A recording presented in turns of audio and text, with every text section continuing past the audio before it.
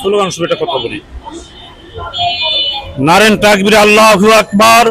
এই মুহূর্তে দরকার কোরআন সুন্নাহ সরকার, এই মুহূর্তে দরকার কোরআন সুন্নাহ সরকার। বাংলাদেশের রাষ্ট্রীয় আইন কোরআনের চাই, কোরআনের চাই। বাংলাদেশের রাষ্ট্রীয় আইন কোরআনের চাই, কোরআনের চাই। কোরআন সুন্নাহর বাহিরে অন্য আইন মানি না, কোরআন সুন্নাহর বাহিরে চলবো না, চলবো না। কোরআন সুন্নাহর বাহিরে অন্য আইন মানি না, কোরআন সুন্নাহর বাহিরে চলবো না, চলবো না। আমরা দয়াল নবীর সেনা, কোনো বাধাই ভয় করি না। আমরা দয়াল নবীর সেনা, কোনো বাধাই ভয় করি না। এই মুহূর্তে দরকার কোরআন সুন্নাহ সরকার। আর বাংলাদেশের রাষ্ট্রীয় কোরআন এবং সুন্নাহর হলেই দেশে শান্তি আসবে, এছাড়া শান্তির কোনো পথ নাই।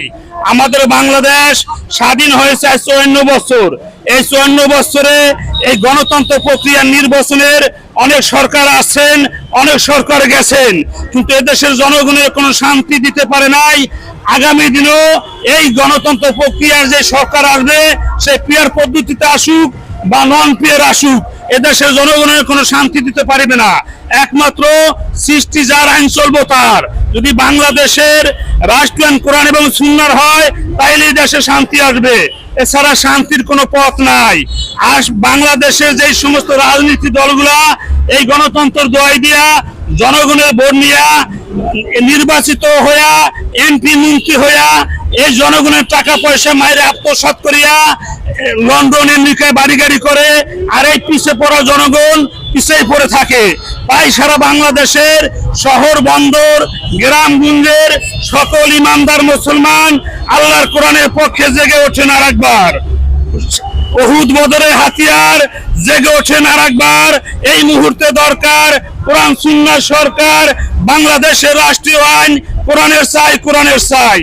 বাংলাদেশের যেসব রাজনীতি দল এই পিয়ার পদ্ধতি নন পিয়ার চাইতেছে, এগুলা হয়েছে, এগুলোর মাথা নষ্ট। এগুলা জানেই না যে দুনিয়ার শান্তির মালিককে, আসমান জমিনের মালিক আল্লাহ, এই দুনিয়ার শান্তি দিতে পারে আল্লাহ। কিন্তু এরা পিয়ার দেয়, পিয়ারও কোনো শান্তি আসবে না এবং নন পিয়ারও কোনো শান্তি আসবে না। আমরা দেখেছি 54 বছরে শেখ সাহেব ক্ষমতায় আসছিল এই দেশে, তার জিয়া রহমান আসছিল ক্ষমতায়, এরশাদ সাহেব আসছিল, খালেদা জিয়া আসছিল, শেখ হাসিনা আসছিল। এদেশের জনগণ দুর্নীতি, চুরি ডাকাতি, চাঁদাবাজি ছাড়া কোনো কিছু পায় নাই।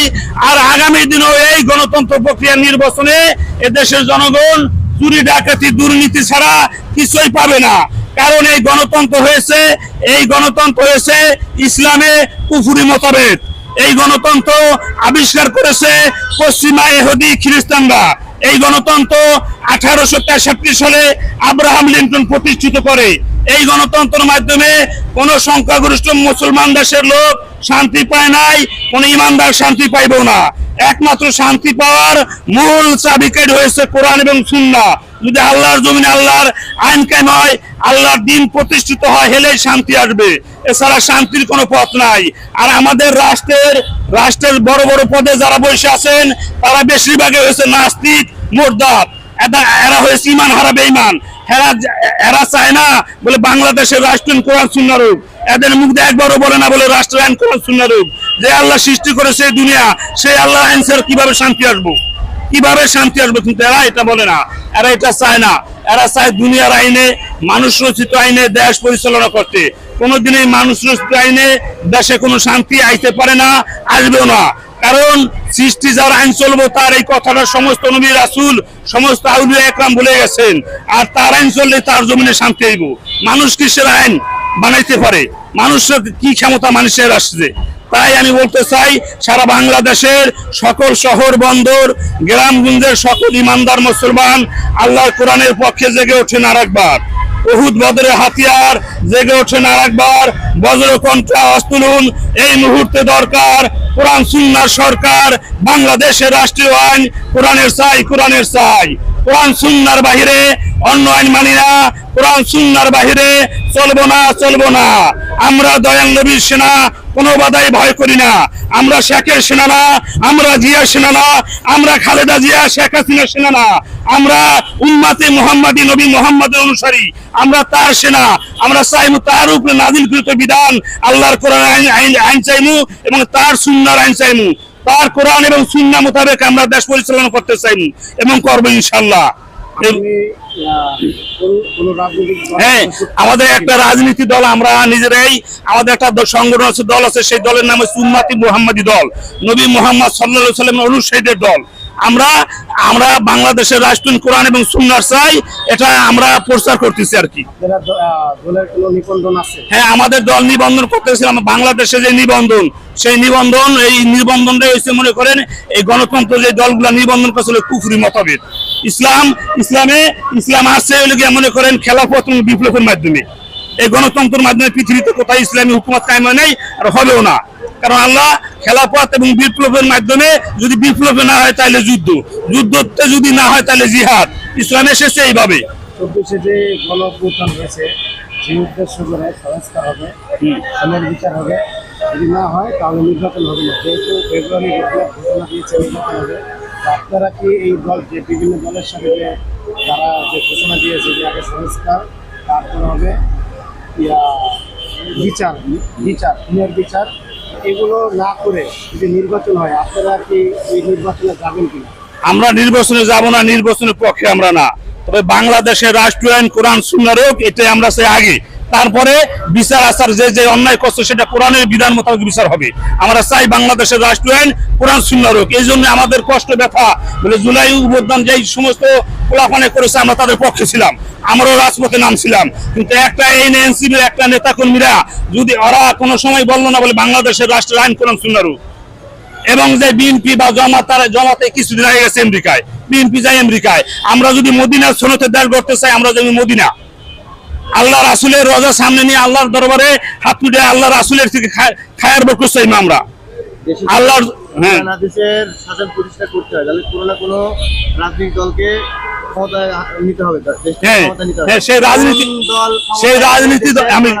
সেই রাজনীতি দলটা কোরআন হাদিস মোতাবেক করতে হবে। গণতন্ত্র আমি প্রথমে বলছি বলে গণতন্ত্র যারাই মানুষ, সেই ইসলামী দলের নামটা মানুষ আর না অন্য নাম দিয়ে মানুষ, কিন্তু গণতন্ত্র হলো ইসলামে হলো কুফরি মোতাবেক। এই গণতন্ত্রের মাধ্যমে পৃথিবীতে কোথাও ইসলামী হুকুমত কায়েম নাই আর হবেও না। আমরা চাইতেছি বাংলাদেশে খেলাফত এবং বিপ্লবের মাধ্যমে ইমানদার তৌহিদি জনতার মাধ্যমে ইসলামী হুকুমত কায়েম হোক।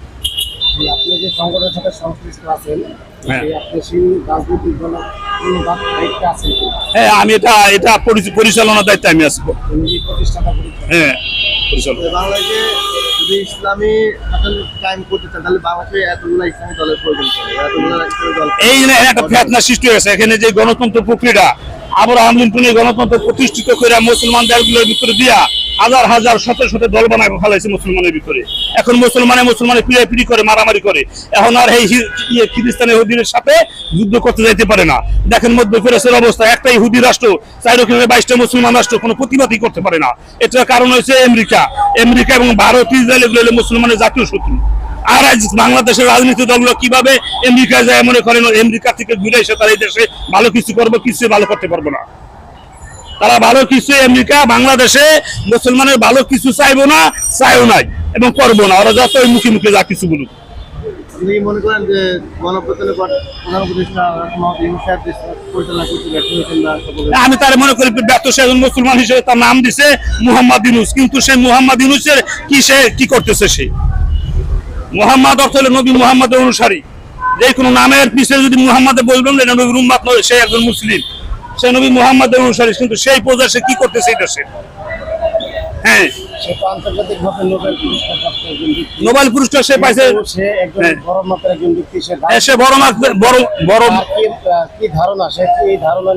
সে বড় মাপের ব্যক্তি, এটা সে দুনিয়াবি লাইনের যে বড় মাপের ব্যক্তি, সেটা তার মানুষ বলে, আমি সেটা মানি। কিন্তু আখেরাত এবং কোরআন সুন্নাহর দিকে তারা আমি বড় মাপের ব্যক্তি, এটা আমি বলতে পারি না। কারণ সে ক্ষমতা আসার পরে একজন মুসলমান, একজন ইমানদার যদি রাষ্ট্রের ক্ষমতা আসে, ওই দেশে কোরআন এবং সুন্নাহ মোতাবেক দেশের জনগণ কিভাবে চলবো সেই প্রস্তুতি সে আগায়। কিন্তু তারা আমি সেই প্রস্তুতি দেখতেছি না, দেখতে পাচ্ছি না। একজন মুসলমান, একজন ইমানদার, একজন মুসলমানের সন্তান যদি একটা রাষ্ট্রের প্রধান হয়, রাষ্ট্রের আমির হয়, সে তার চিন্তাধারা থাকলে আমার দেশের জনগণ, আমার দেশের সাধারণ জনগণ কিভাবে কোরআন সুন্নাহ মুখী হইব, কিভাবে ইসলাম মুখী হইব, কিভাবে ইসলামের দিকে অগ্রসর হইব, কিন্তু সেটা আমি তারা দেখতেছি না। আপনাদের যে দাবিগুলো করছেন কোরআন সুন্নাহ অনুযায়ী দেশ পরিচালনা করতে হবে, এরকম কি কোনো বাংলাদেশে এখন পর্যন্ত দল আছে যারা ক্ষমতায় গেলে কোরআন সুন্নাহ অনুযায়ী কোরআন সুন্নাহ মোতাবেক ক্ষমতায় যায় দেশ পরিচালনার দায়িত্বে একবার হেফাজত শাপলা চত্বরে ডাক দিছিল 13 সালে। হেফাজতের যে ডাকটা সেই বিপ্লবটা ঠিক ছিল, সে কোরআনের পক্ষে। কিন্তু এছাড়া অন্য অন্য ইসলাম দলগুলা যেগুলা গণতন্ত্রের মাধ্যমে ওই না পশ্চিমা খ্রিস্টান ইহুদিদের আবিষ্কারিত গণতন্ত্র, আব্রাহাম লিঙ্কনের প্রতিষ্ঠিত গণতন্ত্রের মাধ্যমে নির্বাচন আসতে চায়, এদের আমি এই ইসলামী হুকুমত কায়েম করার ব্যাপারে আমি এদের কোনো কিছু আমি এটা বুঝি না। তারা কিভাবে কি করবো? তারা হেফাজত ইসলাম তো রাজনৈতিক দল, রাজনীতিক হ্যাঁ 2013 সালে যখন তারা শাপলা চত্বরে ডাক দিয়েছে কর্মসূচি নিয়ে, তাদের কোনো রাজনৈতিক ইস্যু ছিল না।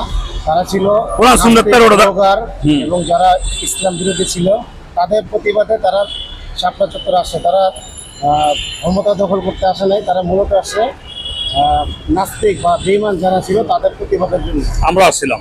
জি, আপনারা ছিলেন। তারা তো রাজনৈতিক দল না, তারা কিভাবে কোরআন সুন্নাহ আইন অনুযায়ী কোরআন সুন্নাহ আইনটা যেভাবে যে কথাটা বলছেন, রাজনীতি দল যে গণতন্ত্র মাইনা নির্বাচন আসলে রাজনীতি দল হইব, আর এই গণতন্ত্র যারা মানে না তারা তো সঠিক পথ আছে। এই গণতন্ত্র তো কুফরি মাথাবে, এটা মানে ভালোর খারাপের মাধ্যমে ভালো কিছু আশা করা যায় না, ভালোর মাধ্যমে ভালো কিছু আশা করা যায় না। আমরা বাংলাদেশ উম্মতি মুহাম্মাদি দল, নবী মুহাম্মদ সাল্লাল্লাহু আলাইহি ওয়াসাল্লাম অনুসারীদের দল, আমরা নিবন্ধনে যাই নাই, কারণ সেই নিবন্ধনে এসে কুফরি মতভেদ, এটা ইসলাম এটা সমর্থন করে না।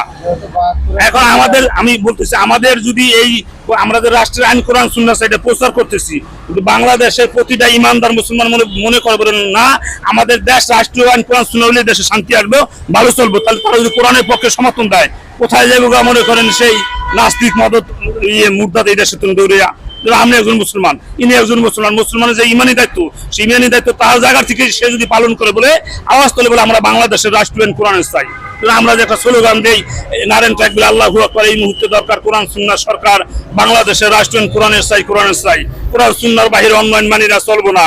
আমরা দয়াল নবী সিনন কোনো বাধাই ভয় করি না। যদি আল্লাহর কোরআনের পক্ষে, আল্লাহর নবীর ইসলামের পক্ষে যদি আমরা স্লোগান দেই আর কোরআন সুন্নাহ আর ইসলামের কোনো বিধান নাই, তাইলে দেখা যাচ্ছে যে প্রতিটা গ্রাম থেকে যদি ইমানদার মুসলমান ওইভাবে জাগরণ তুলে ওঠে, তাহলে এই দেশে মাত্র অন টাইম মনে করেন রাষ্ট্রীয় কোরআন সুন্নাহ করার জন্য। হ্যাঁ, অন্য ধর্ম অবলম্বী যারা আছেন তারা হুজুর সাল্লাল্লাহু আলাইহি ওয়াসাল্লাম যখন মক্কা মদিনা সে যখন রাষ্ট্রের আমির ছিলেন, রাষ্ট্র পরিচালনা করছেন, তখন অন্য ইহুদি ধর্ম তার রাজ্যের ভিতরে বাস করছে, ওই মোশেক যারা হিন্দু ধর্ম তারা বাস করছে, তাদের তারা বাস করছে, তাদের তো কোনো জোর জুলুম করা হয়নি।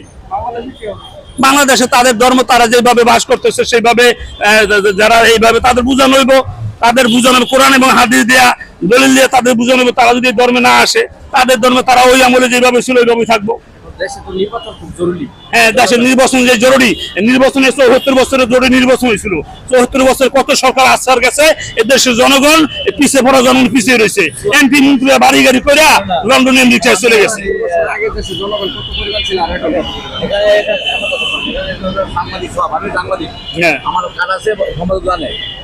আমি এটা বলতে করতেছি আপনাকে, আপনার উদ্দেশ্য আল্লাহ রসুলের বিপরীত উদ্দেশ্য আমি শুনছি পয়েন্টটা আমেরিকার করছি। এখন এই উদ্দেশ্যকে বাস্তবায়নের জন্য আপনি কি করতেছেন? বাস্তবায়ন করার জন্য আমরা চেষ্টা করতেছি বিভিন্ন জেলা। আপনি কি করতেছেন? আমরা দেখা যাচ্ছে ঢাকা শহরে কোন জায়গা? আমাদের শরীয়তপুর সদরে। এটা কি মসজিদ দাওয়াত দেন? হ্যাঁ, আমাদের দেশে দাওয়াত দেয়। ঢাকা শহরে প্রতিটা থানায় থানায় মাইকিং করতে। হ্যাঁ, ঢাকা আমি যাত্রা বাড়ি ব্যবসা বাণিজ্য করি, এখন দেশে থাকি, মাঝে মাঝে ঢাকায় প্রতিটা থানায় থানায় আমার কথা শুনে কি ব্যবসা করেন আপনি? আমি ওই সময় কাঁচামালের আবেদন করতাম, কাঁচামালের আবেদন করতাম। এখন কি করেন?